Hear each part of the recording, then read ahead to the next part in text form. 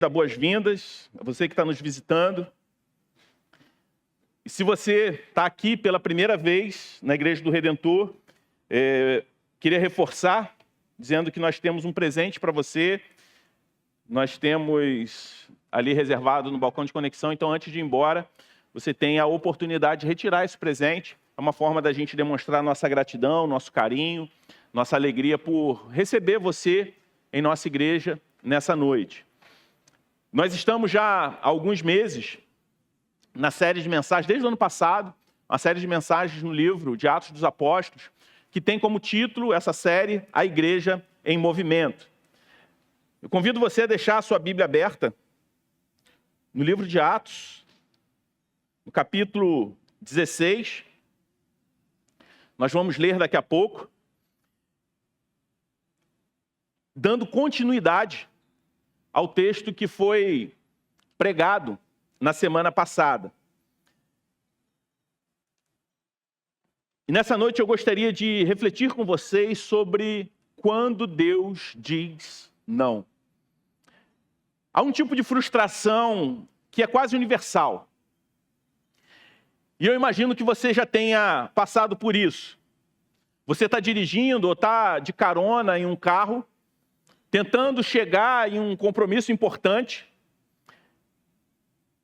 No momento que você sai do seu ponto de partida,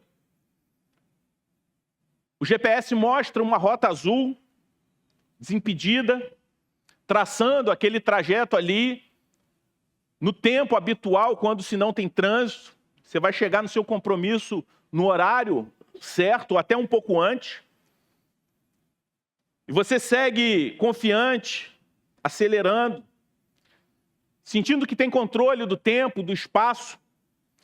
E então, do nada, sobretudo você que mora no Rio de Janeiro e sabe que isso não é difícil de acontecer, e do nada a tela muda.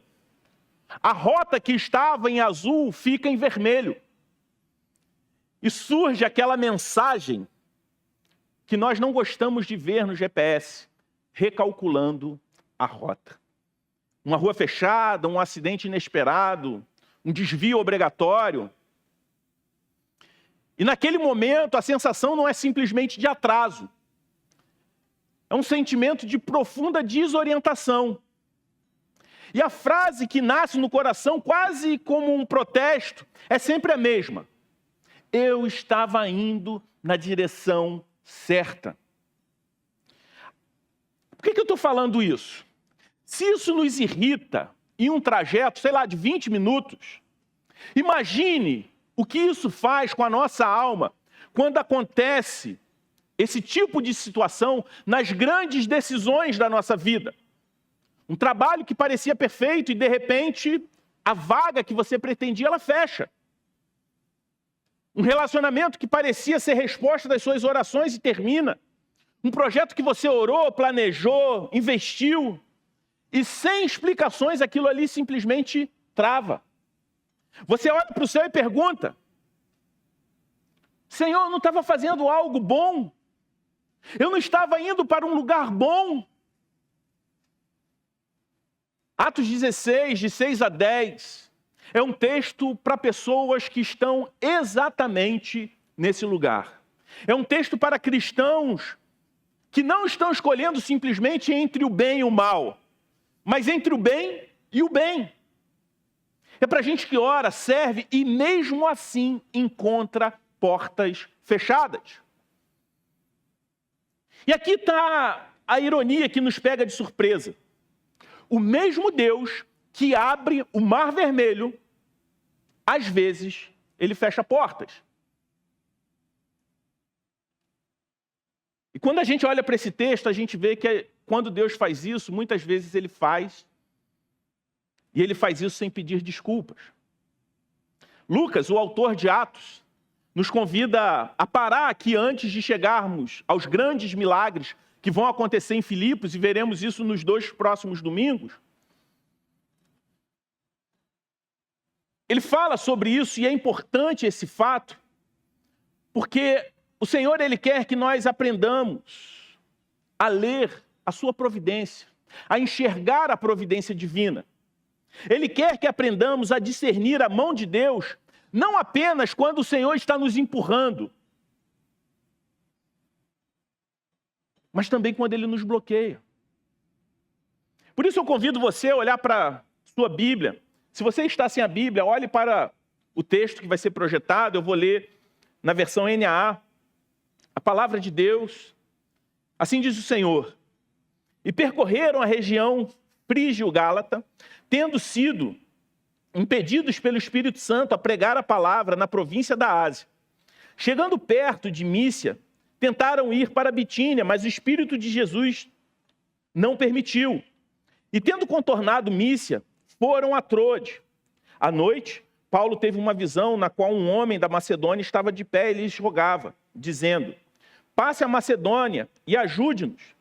Assim que Paulo teve a visão, imediatamente procuramos partir para aquele destino, concluindo que Deus nos havia chamado para lhes anunciar o Evangelho. Vamos orar? Feche seus olhos. Deus Santo, nós te agradecemos pela tua palavra. Confessamos que por vezes somos teimosos, somos desobedientes. Por vezes, Senhor Deus, queremos ter controle da rota. Queremos determinar, Senhor Deus, o destino. Mas sabemos que os teus planos são perfeitos e que a nossa vida deve estar no teu controle. Que esse texto, Senhor Deus, possa falar profundamente aos nossos corações. Que o Senhor abra nossos corações e mentes para que possamos compreender aquilo que o Senhor quer falar conosco. Tenha misericórdia de nós, Senhor Deus. Nós não somos dignos, Senhor Deus, da tua graça, mas ainda assim o Senhor nos escolheu, nos elegeu para sermos teus filhos. Portanto, fala, Senhor Deus, com o teu povo, que teu Espírito nos ajude a compreender a tua palavra, no nome de Jesus. Amém. Quando a gente lê esse texto, a gente se depara com um primeiro imperativo do Senhor. O imperativo da confiança na obscuridade. Vamos olhar para o texto. O que a Escritura, o que Deus exige de nós aqui? Qual é o padrão moral e espiritual apresentado nessa narrativa? Lucas escreve: e atravessando a região frígio-gálata, foram impedidos pelo Espírito Santo de anunciar a palavra na Ásia. E chegando perto de Mísia, tentaram ir para Bitínia, mas o Espírito de Jesus não permitiu. Observe o cenário. Paulo não estava em pecado. Paulo não estava preguiçoso. Paulo não estava fugindo da missão. Pelo contrário. Paulo estava aqui no auge da obediência, tentando levar o Evangelho para regiões estratégicas. Paulo aqui ele está usando a sua mente. Paulo está usando aqui a sua lógica missionária. Paulo está aqui usando a sua teologia. Ele tenta entrar na Ásia. E o que acontece? Bloqueado. Ele tenta a Bitínia. Bloqueado. O imperativo ético que esse texto coloca sobre nós é algo muito profundo. Eu gostaria que você observasse, e essa verdade vai estar projetada ali. Deus exige que confiemos em sua liderança, mesmo quando ela contradiz nosso melhor julgamento e frustra os nossos planos mais santos. Nós gostamos de pensar que a vontade de Deus é sempre um sinal verde. Um vento favorável em nossas velas, nos empurrando para frente. Mas o padrão bíblico aqui ele é muito mais alto. A Bíblia exige que reconheçamos a soberania de Deus, não apenas quando Ele nos dá aquilo que nós queremos ou esperamos, mas também quando Ele diz não. O texto diz que eles tentaram ir, mas o Espírito não permitiu. E é interessante porque a palavra grega sugere um bloqueio ativo, uma interferência ativa do Senhor aos planos de Paulo rumo à Ásia. E a exigência para Paulo e para nós é continuar caminhando em fidelidade, sem ter uma explicação clara por parte do Senhor. Pense nisso. Deus não dá a Paulo um mapa completo. Nem tampouco o Senhor explica assim, Paulo, não vai para a Ásia não. Vai para outra direção, porque eu tenho uma mulher chamada Lídia, o que nós vamos ver na semana que vem, esperando você lá em Filipos. Não é isso que o Senhor faz. Deus apenas fecha a porta. E a demanda sobre Paulo é a seguinte: confie em quem está te guiando. Não no como você está sendo guiado, nem tampouco no porquê você está sendo guiado dessa forma. O padrão que Deus estabelece para a vida cristã é o padrão de uma submissão ativa. Não é uma resignação passiva. Do tipo, o que tiver que ser, será. Não é isso. Paulo tenta, Paulo planeja, Paulo bate na porta, mas quando a porta se fecha, a fé verdadeira não é arrombada. A fé verdadeira aceita o não. Aceita como um ato de amor divino. Você consegue ver o peso disso? A Escritura está dizendo que se Deus fechou uma porta, seja um emprego, um namoro, uma oportunidade acadêmica, insistir em forçá-la não é perseverança. Pode ser orgulho espiritual, pode ser desobediência disfarçada de zelo. O que Deus requer de você hoje é algo extremamente difícil para o nosso coração pecador. Ele requer que você continue obedecendo e se movendo em direção a Troade, que foi o destino de Paulo, sem amargura, sem reclamação e sem um mapa completo nas mãos. Ele exige que você creia que o bloqueio dele é tão misericordioso quando Deus, assim como quando ele abre uma porta.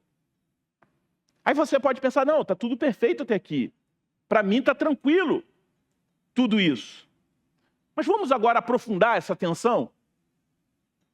Agora que nós entendemos o imperativo, que nós devemos confiar em Deus, mesmo quando Ele frustra os nossos planos, mesmo quando eles não estão claros, precisamos encarar a realidade do nosso coração, porque não é assim que a gente reage. Por que isso é tão difícil? Porque na segunda-feira de manhã, a gente pode falar isso aqui no domingo, mas por que na segunda-feira de manhã, uma porta fechada não gera em nós adoração? Pelo contrário, gera ansiedade, gera raiva, gera depressão. Porque aqui nós encontramos a desconstrução dos nossos ídolos. Essa trama ela se complica. Por que a gente não consegue fazer isso? Por conta da idolatria do controle e a ilusão da competência. Sejamos honestos. Ouvir que Deus fecha portas para o nosso bem é uma daquelas verdades que funcionam perfeitamente na EBD, às 17 horas, ouvindo os irmãos ensinar. A gente, pois é, doutrina da providência. Deus falando não. Só que essa verdade, ela desmorona. Na segunda-feira de manhã, quando você chega no trabalho, abre o seu e-mail, e chega aquela mensagem de uma transferência inesperada, de uma não promoção almejada. Porque é existencialmente impossível para nós, por nossas próprias forças, aceitar o não de Deus com alegria. Por quê? O problema reside em uma idolatria profunda em nosso coração pecador. A idolatria do controle. Nós vivemos em uma cultura que nos treinou para sermos gerentes de projetos da nossa própria existência. Acreditamos que se tivermos a estratégia certa, a formação certa, as intenções certas, o sucesso é inevitável. Nós amamos um Deus que guia, desde que Ele nos guie pelo caminho que nós já aprovamos nas nossas planilhas, nos nossos controles. A lógica do nosso cérebro é uma lógica transacional. E ela funciona da seguinte maneira: gostaria de mostrar para vocês. Eu tenho boas intenções, eu tenho a estratégia certa, e isso é igual ao sucesso garantido, mas isso é uma fake news. Não é assim que as coisas funcionam. Nós pensamos equivocadamente o seguinte: eu fiz tudo certo, logo, eu mereço o resultado que eu plantei. E é interessante que quando a gente olha para esse texto, e nós vemos que quando Paulo tenta entrar na Ásia e é impedido, depois ele tenta entrar na Bitínia e é bloqueado de novo, e ele continua obedecendo, nós percebemos que isso ofende a nossa sensibilidade. E por que isso nos ofende? Porque Paulo estava fazendo a coisa certa. Ele não estava desobedecendo como Jonas, lá no Antigo Testamento. Paulo não estava indo para uma festa pagã. Ele estava indo pregar o Evangelho. E a lógica do nosso coração é a partir dessa lógica transacional. Que nós pensamos: Deus, se eu estou fazendo a tua obra, o mínimo que o Senhor deve a mim é abrir os caminhos. Mas quando a porta se fecha, a trama se complica para nós. Porque a nossa fé, ela é desmascarada. Nós descobrimos que não estávamos confiando em Deus. O que, na verdade, nós estávamos confiando é na nossa ilusão de que somos capazes de prever o nosso futuro. Nós queremos um Deus que nos mostre o destino antes de nos pedir confiança. Queremos garantias e não um guia. Existe uma ironia muito amarga nessa verdade. Muitos de nós chamam de perseverança, o que na verdade muitas vezes é uma teimosia espiritual. Quando nós começamos a esmurrar as portas que Deus fechou. Forçamos situações que Deus encerrou. Insistimos em projetos que Deus barrou. E por que nós fazemos isso? Porque a nossa identidade está construída sobre aquilo que nós fazemos e onde nós chegamos. E não em quem nós somos, em Deus. Se eu não for para a Ásia, se eu não conseguir aquele cargo, se eu não realizar aquele sonho, quem eu sou? Eu me sinto fracassado, eu me sinto inútil. E no fundo, eu começo a achar que Deus falhou comigo. A pergunta surge novamente no nosso coração: Deus, eu não estava fazendo uma coisa boa. E isso revela, essa pergunta revela a nossa pecaminosidade de achar que Deus nos deve explicações. Quando as coisas não dão certo, ou melhor, quando não acontecem do nosso jeito, a nossa identidade, ela entra em crise. Por que entra em crise? A gente começa a pensar o seguinte: se eu não sou aquilo que eu faço, então quem eu sou?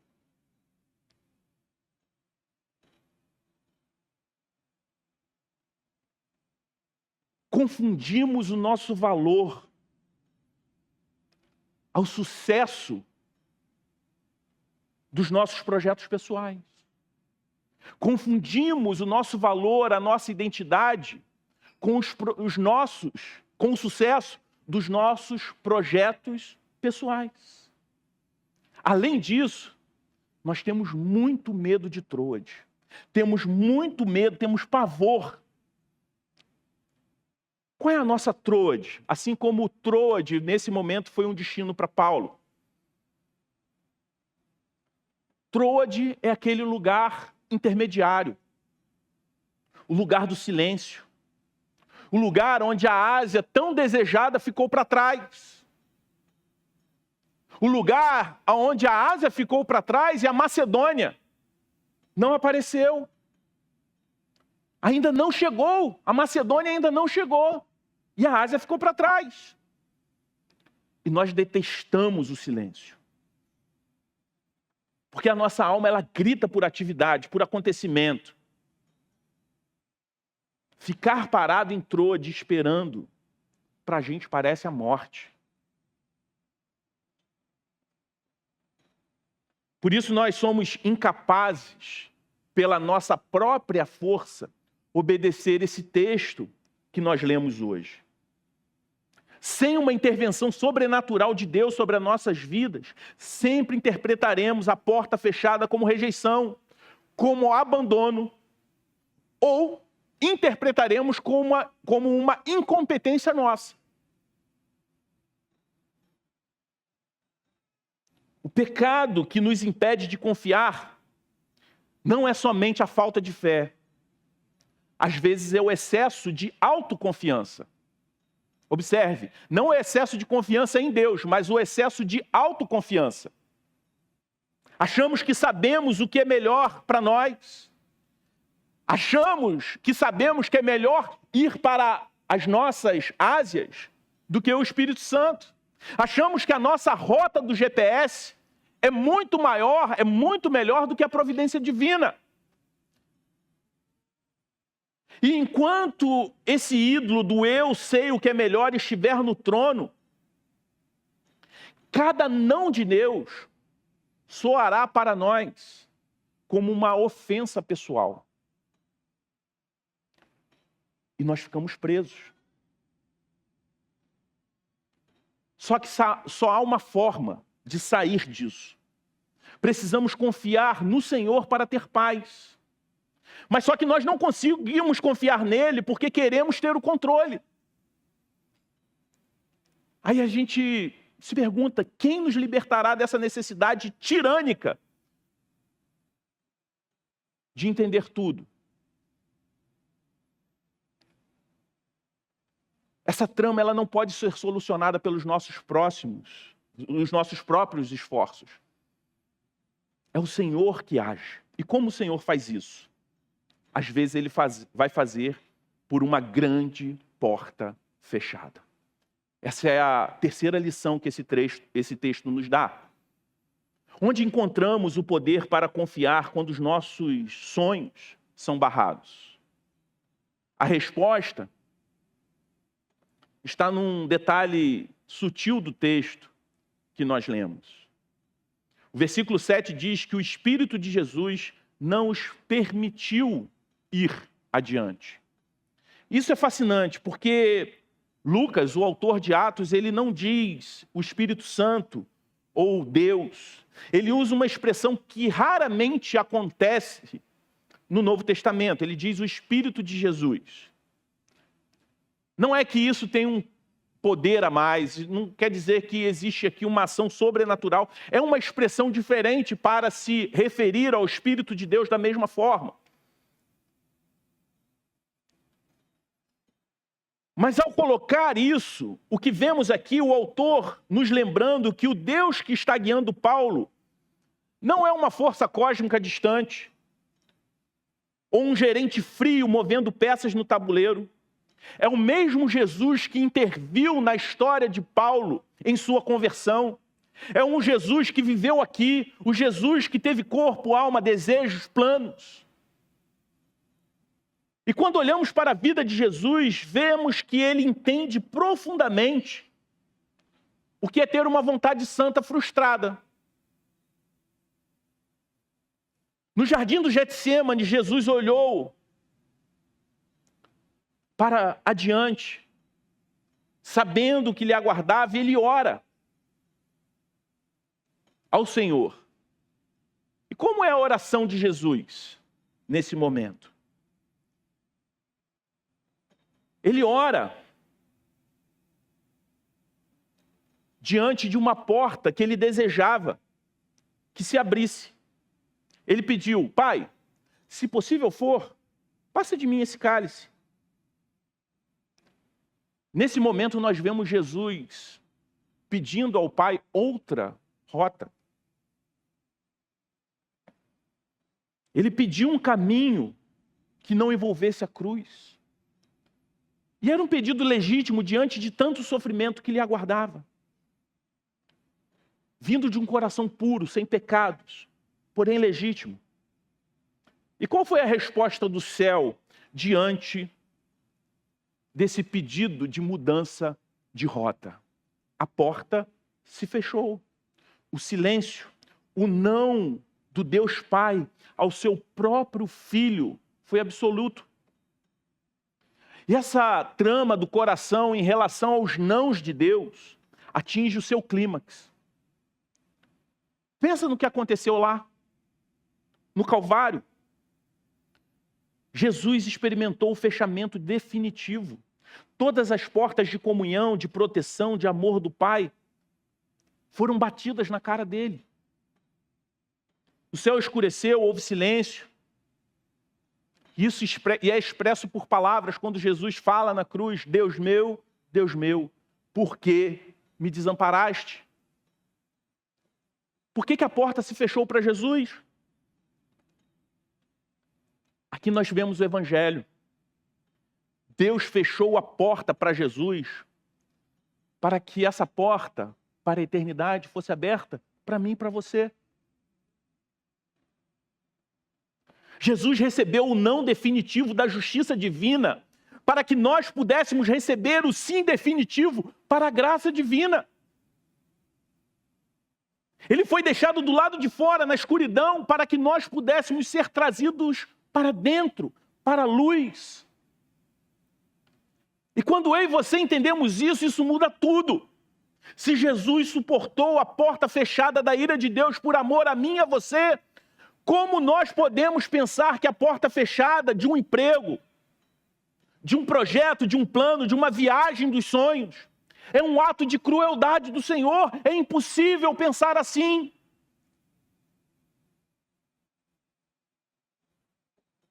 Se Ele morreu para te salvar, Ele não vai errar no seu itinerário, no itinerário da tua vida.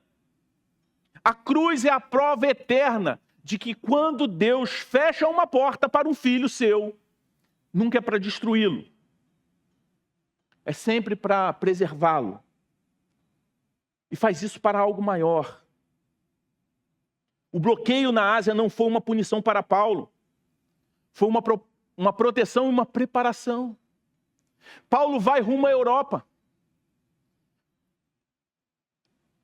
Nesse trajeto existem 3 conversões improváveis que nós veremos nos 2 próximos domingos. Surge um processo de evangelização para todo o Ocidente que alcança e transforma e molda o mundo. Nós somos frutos dessa intervenção divina, desse não de Deus para Paulo. A solução para a nossa ansiedade não é olhar para o mapa da vida e tentar adivinhar o futuro. A solução é olhar para a cruz e ver o caráter daquele que segura o mapa, que traça a rota do GPS. É aquele que permitiu que os seus próprios planos fossem esmagados para te salvar. É a única pessoa no universo em quem você pode confiar totalmente os seus planos, não simplesmente os planos futuros, mas os planos frustrados também. E essas 3 verdades nos levam a uma conclusão. A espera ativa em Troade. Como isso muda, não simplesmente traz para a gente um conhecimento, mas muda a nossa segunda-feira, o nosso amanhã de manhã. Como eu e você podemos viver à luz dessa graça quando uma porta se fecha? Voltamos ao texto. Versículo 8 diz: e contornando Mísia, desceram a Troade.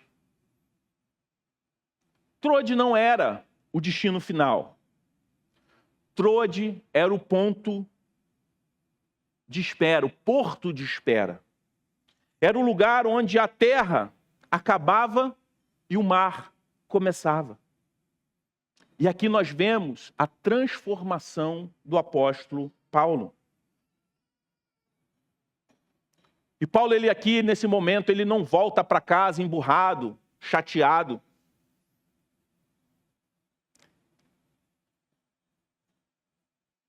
Ele não se senta e chora frustrado. Ele vai para Troade e espera. Isso nos ensina uma nova maneira de viver. O Evangelho nos capacita a viver esse meio tempo, a viver nesse limbo que por vezes a vida nos impõe. Troade era o lugar onde Paulo vivia o já, mas ainda não. E como isso nos ensina a lidarmos com esses pontos, esses portos de espera da vida. Em primeiro lugar, a graça de Deus nos permite a esperar sem desespero. Se você sabe que a sua identidade não vem do seu sucesso na Ásia, do seu sucesso na Bitínia, mas vem do fato de que você é amado por Cristo, você não entra em pânico quando a agenda trava. Você pode dizer: Senhor, eu queria muito aquilo. Me doeu muito perder aquilo que eu desejava. Você pode falar isso tudo, desde que você ao mesmo tempo diga: mas o Senhor é o meu Deus, mas Tu és meu Senhor. Não aquele projeto que não aconteceu. Eu confio na Tua sabedoria mais do que na minha visão, no meu plano, no meu projeto, na minha perspectiva para o futuro. Isso tira o peso esmagador da ansiedade. Você para de tentar arrombar as portas e começa a procurar a mão daquele que fechou aquela porta. Isso nos ajuda também, nos capacita, esse texto nos capacita a viver nesse meio termo, não somente esperando sem desespero, mas também entendendo que a graça nos dá olhos para ver o homem da Macedônia. O texto diz que durante a noite Paulo teve uma visão. A visão de um homem pedindo ajuda. E veja a ironia de Deus aqui. Paulo queria pregar para as multidões da Ásia. Deus queria que ele fosse para a Europa. Os comentaristas e historiadores dizem que naquela época, as multidões da Ásia eram pessoas de posse, pessoas ricas. Ele falaria para multidões de pessoas importantes. Mas Deus queria que ele fosse para Lídia. E o primeiro público da pregação de Paulo, que nós veremos na semana que vem, foi uma comerciante chamada Lídia. Depois, uma escrava endemoniada. E depois, um carcereiro. Muitas vezes, estamos tão obcecados com a porta que se fechou, que não vemos a janela que Deus está se abrindo. Deus está abrindo para nós. Estamos tão focados naquilo que nós achávamos que deveria ter acontecido, que perdemos aquilo que Deus está fazendo agora. E a beleza disso tudo é que o Evangelho, ele nos torna flexíveis. Ele nos faz sensíveis à voz do Espírito que diz: não é ali que eu quero você, é aqui. Talvez o plano que você tem não é tão grande quanto você imagina, é menor. Talvez não seja tão belo, mas é mais estranho, é inesperado. Mas nisso tudo, nós vamos para esses lugares inesperados com a certeza de que o Senhor está ali. Isso também nos ajuda a estar nesse lugar de espera em nossas Troades, porque nós aprendemos que portas fechadas são convites de Deus para uma intimidade maior com Ele, e não apenas para uma estratégia. Em Troade, Paulo não tinha um plano traçado.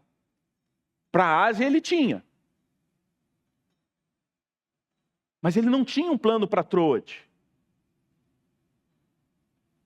Mas o que é um plano diante da certeza da presença de Deus? Ele tinha a presença de Deus, e isso basta. Por que eu estou falando isso para você? Porque talvez hoje você esteja em uma espécie de Troade, sem clareza, sem uma direção definida, um plano definido. Você esteja num lugar que você não planejou, não projetou estar. Sem essa direção definida, até com boas intenções que foram frustradas.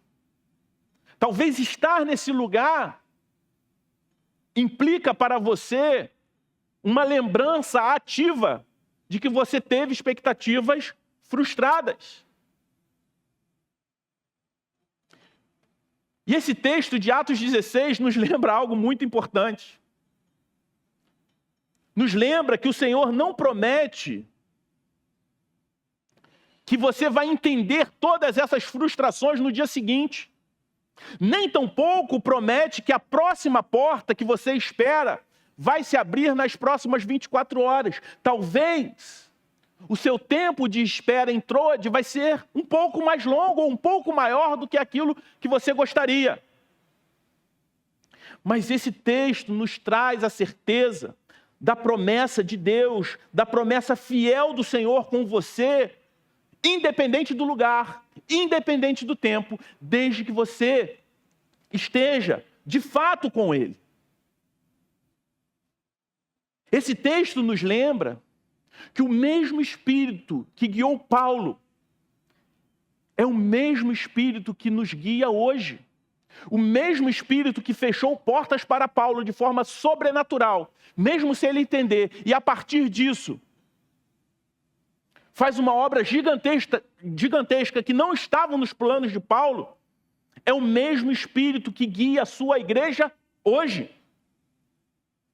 O mesmo Cristo que fechou portas em Atos 16 é o Cristo que abriu um túmulo em Jerusalém. A nossa maior esperança, a nossa cura para as nossas frustrações, nossas ansiedades, a maior delas é a ressurreição.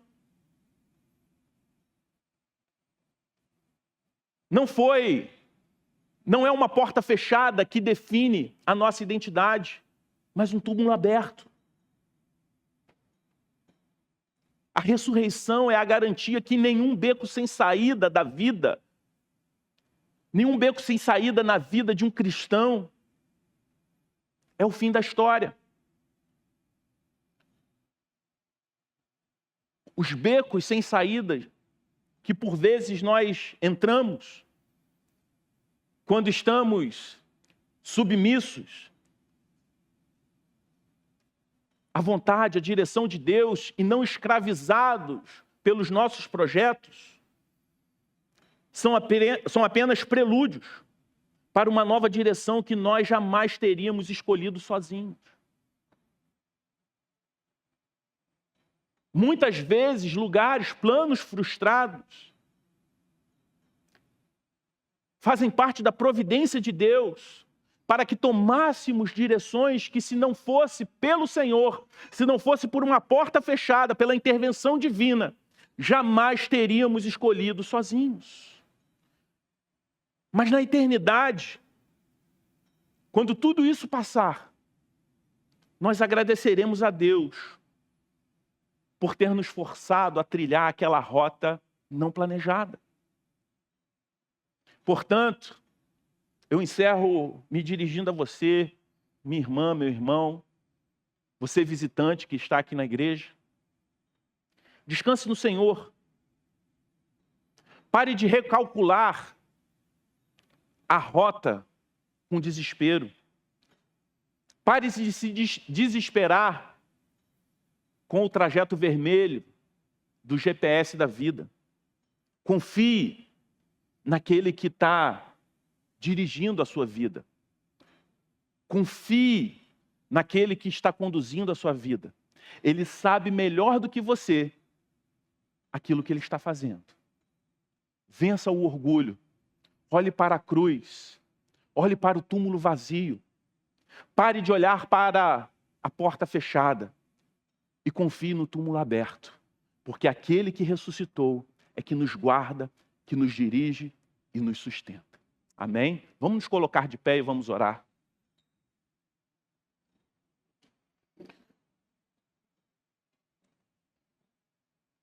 Deus Santo, nós te louvamos pelas portas que o Senhor fecha. Obrigado, Senhor Deus, que por vezes o Senhor frustra os nossos planos, porque o Senhor tem algo melhor e maior. Porque o seu caminho é excelente. Obrigado, Deus.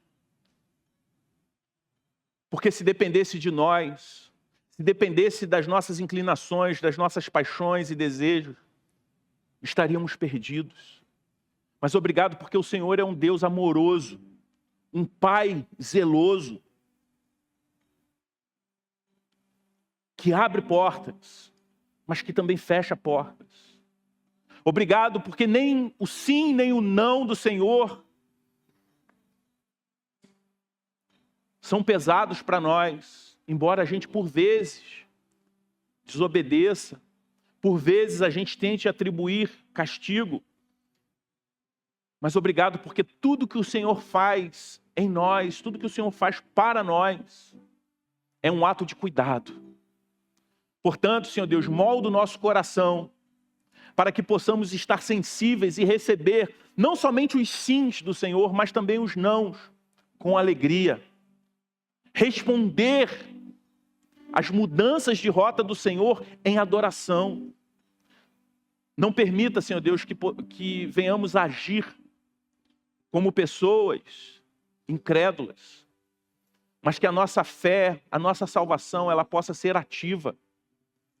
Que possamos viver, Senhor Deus, testemunhando o fato de que somos filhos amados de um Deus que não nos desampara, que sacrificou Jesus Cristo, que levou seu Filho à cruz, para que nós pudéssemos ter vida.